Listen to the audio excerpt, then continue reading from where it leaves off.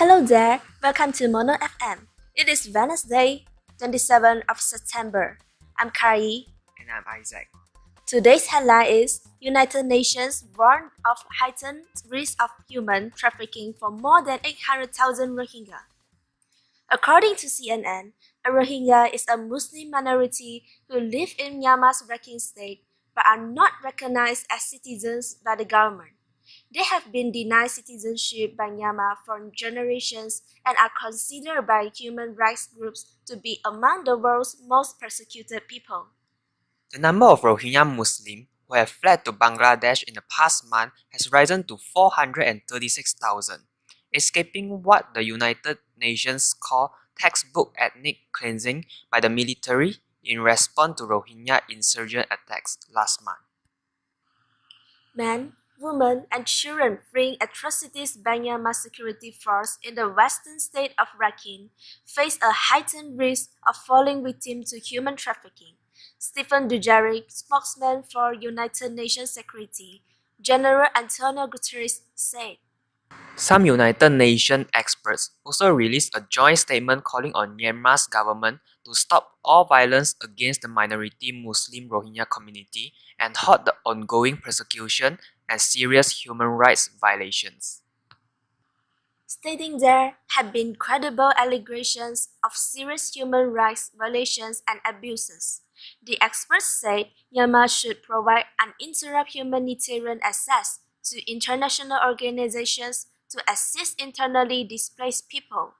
The joint statement also claimed human rights violations included extrajudicial killings, excessive use of force, torture and ill treatment, sexual and gender-based violence, and forced displacement, as well as the burning and destruction of over 200 Rohingya villages and tens of thousands of homes. According to Bangladeshi Foreign Minister Abdul Hassan Mahmood Ali, around 3,000 Rohingya have been killed in the crackdown. In total, more than 800,000 Rohingya refugees are now believed to be in Bangladesh. Although small and poor, Bangladesh has traditionally accepted Rohingya refugees fleeing violence in Myanmar. Approximately 300,000 were thought to be in the country before this latest and largest exodus. Briefing the press after a law and order cabinet meeting, Industry Minister Amir Hossain Amu said the Rohingya wouldn't be declared refugees. At present, we do not have any plan to give any refugee status to Rohingya, he said. But under international law, the Rohingya must be protected. Poor countries that are neighboring a country that is producing a large outflow of refugees still have obligations. Even if they haven't signed the Refugee Convention, they have obligations under what's called customary international law. They have obligations not to push people back to places where they would face these serious harms. Besides, military rule Thailand says its navy will push Rohingya refugees back out to the sea, as fears grow of a new wave of boat people across Asia's waters. Human rights groups describe the policy announced by Thailand's Internal Security Operation Command as inhumane.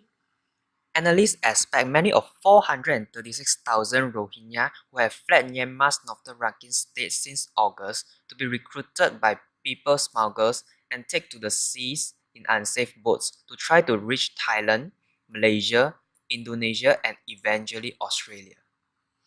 The United Nations Children's Agency, UNICEF, warned the situation in what has grown into one of the world's biggest refugee camps in Bangladesh could become a catastrophe with 14,420 Rohingya children there already classified as severely or acutely malnourished.